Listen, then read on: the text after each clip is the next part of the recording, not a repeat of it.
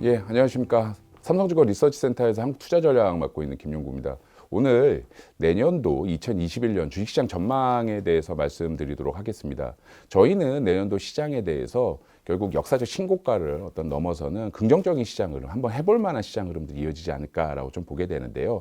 자료 들어가서 이제 세부적으로 말씀을 좀 드린다면 내년도 코스피에 대해서는 2100에서 2850선 정도 예상을 하고 있고요. 핵심 동력으로서 저희가 주목하는 건 이 수출 개선의 어떤 성과 자체가 기업 실적의 이 추세적인 성장으로 파급될 가능성이 높다라는 부분들을 주목을 하게 되고, 두 번째 포인트는 글로벌 정책 환경이 다분히 어떤 부양적인 기조가 이어지는 부분이 이 어떤 수출과 실적 회복을 지원 사격할 것이다라는 부분들을 주목을 하고, 세 번째 포인트는 바로 이 어떤 글로벌 자산 시장 안에서의 어떤 성격의 변화, 결국 채권의 슈퍼사이클이 끝나고 주식의 시대가 열리고 또 디플레이션으로 점철됐었던 글로벌 경제 구조가 다분히 어떤 금리가 상승할 수 있는 경기적인 자신감이 커질 수 있는 구조와 함께 그간 내쳐졌었던 이머징 내지는 이 한국 주식 자산에 대한 또 괄목상대 과정들이 외국인들의 현선물 러브콜로 수반되면서 바로 동학개미 시즌2라고 할 수 있는 개인들의 어떤 시장 참여와 맞물려서 적극적인 어떤 손바뀜 내지는 수급적인 선순환 구도가 시장을 이끌어갈 것이다라고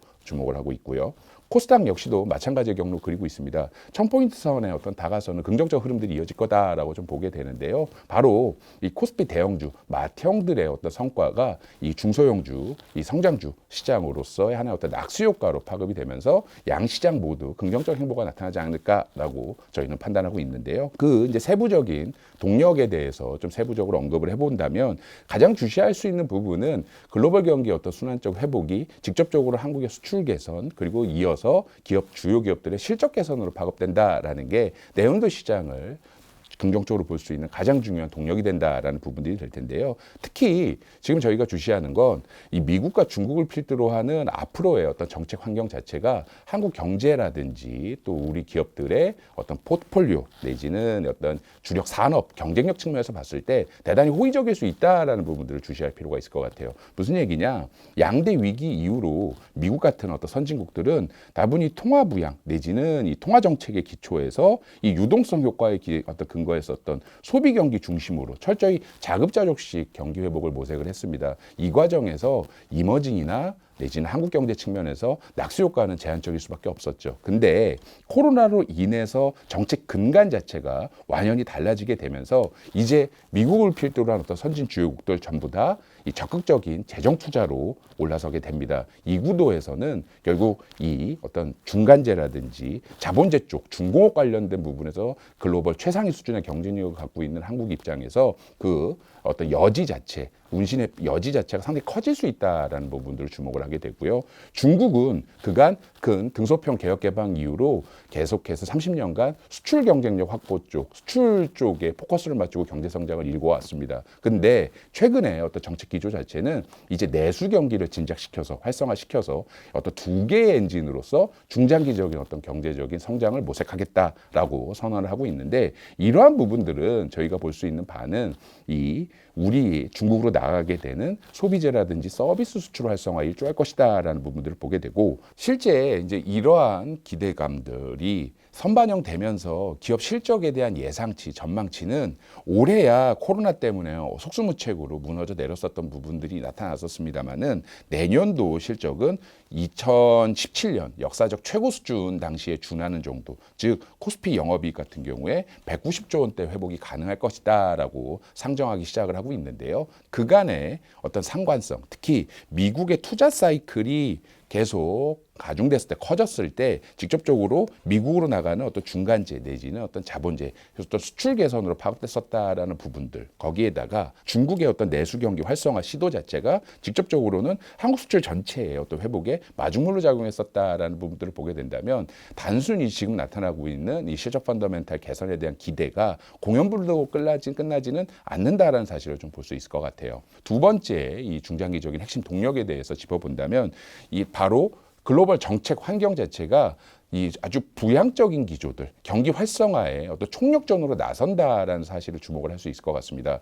연준 같은 경우엔 아시다시피 8월 달 잭슨홀 미팅을 통해서 이 중장기적인 이 통화 정책의 근간을 에버리지 인플레이션 타겟팅이라고 해서 결국은 평균적으로 물가가 2% 선에 달하기 전까지는 금리 올리지 않는다라는 사실을 명시적으로 밝혔는데요. 이 관점에서 봤을 때 다음번 예고되는 연준 금리 인상 시점은 빨라봤자 2024년 내지는 2025년 이후에나 가능할 것이다라는 부분들을 보게 되고, 이 얘긴즉슨 당분간 초저금리 환경이 계속된다라는 부분들을 저희가 판단해 볼 수 있을 것 같고요. 이러한 초저금리 상황이라는 점은 코로나 때문에 경기에 대한 어떤 이 활성화에 대한 고민들이 가중되고 있고, 또 디지털이나 아니면 그린 뉴딜과 같은 신성장 동력 확보 쪽에도 관심이 많은 어떤 주요 정부 입장에서 본다면 적어도 이자 비용이 크게 부담스럽지 않으면서 적극적으로 재정을 동원해서 투자에 나설 수 있는, 유효 수요를 진작시킬 수 있는 그런 어떤 기반 자체에 깔리고 있고, 또 이거에 대한 어떤 대응들이 아주 본격화된다라는 게 앞으로 저희가 예상할 수 있는 글로벌 정책 환경이자, 또 다분히 어떤 한국 수출이나 실적 환경 측면에서 상당 부분 긍정적으로 작용할 수 있는 핵심 동력이 된다라는 부분들을 보게 됩니다. 실제 이러한 부분들 IMF 데이터가 될 텐데요. IMF 역시도 지금 현재 글로벌 경제 내지는 주요국들의 어떤 정책 대응이 부채를 통한 어떤 그 리스크 관리보다는 초저금리 환경들이 지속되기 때문에 지금은 적극적으로 어떤 채권 발행을 통해서 또 자금을 확보해서 투자에 나서야 될 때다, 아니면 경기 활성화를 도모해야 될 때다라는 점을 강조하고 있다라는 점도 그간의 어떤 보수적인 스탠스와 완연히 좀 차별화되는 대목 내지는 앞서 말씀드렸었던 글로벌 정책 기조 자체가 긍정적인 방향 내지는 어떤 경기 살리기 대작전으로 간다라는 사실을 계속 암시하고 있지 않는가라고 볼 수 있을 것 같고요.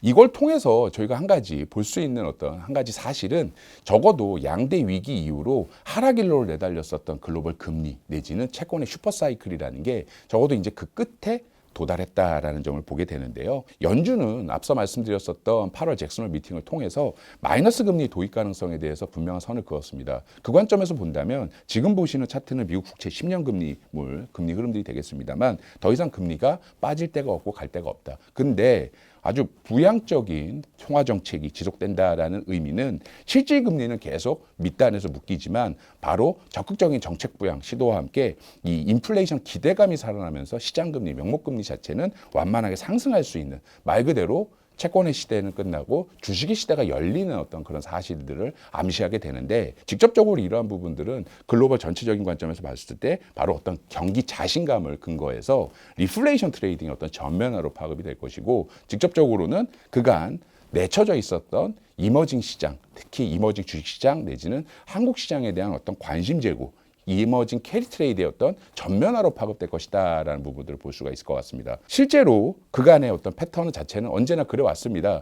바로 이런 어떤 적극적인 경기 회복 그리고 정책의 변화, 이런 부분들은 바로 이 물가의 상승으로 표방되는 경기적인 어떤 자신감의 회복으로 연결이 되었었고, 경기적인 어떤 자신감의 회복은 이머징과 한국의 수출이라든지 실적 펀더멘탈의 어떤 개선으로 직결되면서 전체적인 어떤 이 시장 외국인 러브콜로 파급됐었다라는 부분들이 뚜렷하게 확인이 되고 있는데요. 결국은 이러한 부분들이 동학개미의 어떤 시즌2라고 볼 수 있는 어떤 개인과 가계자금의 이 추세적인 증시 머니무브가 맞물리면서 적극적인 손바뀜 내지는 수급적인 선순환 구도를 완성하면서 시장의 어떤 황골 탈퇴를 야기할 것이다라고 볼 수 있겠습니다.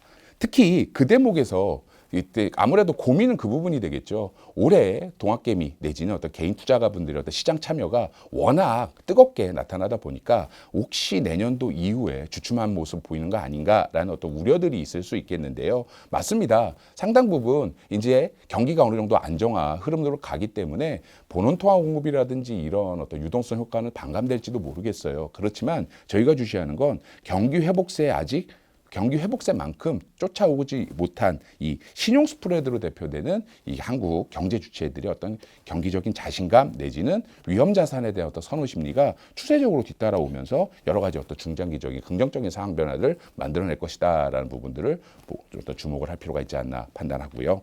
전체적인 어떤 이런 어떤 맥락에서 투자 전략의 초점은 결국 경기의 상승, 수출의 상승, 기업 실적의 상승, 시장의 상승, 금리의 상승이 어떤 나타나는 어떤 이런 구도 속에선 직접적으로는 에쿼티 듀레이션 자체가 짧아질 수 있는 그런 얘기인즉슨 결국 기업이 앞으로 벌어들일 미래에 예상되는 어떤 현금 흐름이라든지 사업적인 가치, 기회 내지는 배당이라고 보셔도 무방할 텐데 이러한 부분들이 현재 가치로 환산했을 때 주주들에게 기여할 수 있는 드릴 수 있는 어떤 그 성과 자체가 더 빠른 기업일수록 이러한 어떤 구간에서 절대적인 승자가 될 것이고 시장의 주도주가 될 것이다라는 측면에서 보게 되는데 그러면 어떻게 하면 에쿼티 듀레이션이 짧아지는가? 두 가지 포인트를 주목합니다. 바로 PER 자체가 낮아지는 종목들 아니면 배당 성향 자체가 높거나 높아질 수 있는 기업들이라면 이러한 어떤 고민에 해법을 제시한 어떤 시장의 주도주가 된다라는 측면에서 보게 되는데요. 이 맥락에서 저희는 10가지 종목을 선정을 했습니다.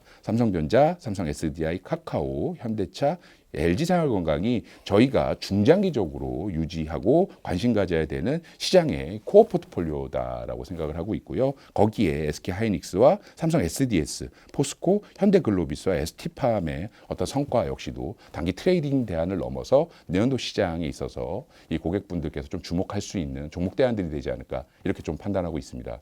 예, 이상으로 내년도 시장 전망에 대해서 다 말씀을 드렸습니다. 내년도 시장 한번 해볼 수 있는 시장 흐름 열릴 거라고 보고 있습니다. 지금 말씀드렸었던 어떤 내용들 좀 잘 살펴보시면서 어떤 관련 투자 아이디어 모색하신다면 내년도 시장 흐름, 시장도 잘 이겨낼 수 있지 않을까라고 좀 보고는 있습니다. 감사합니다.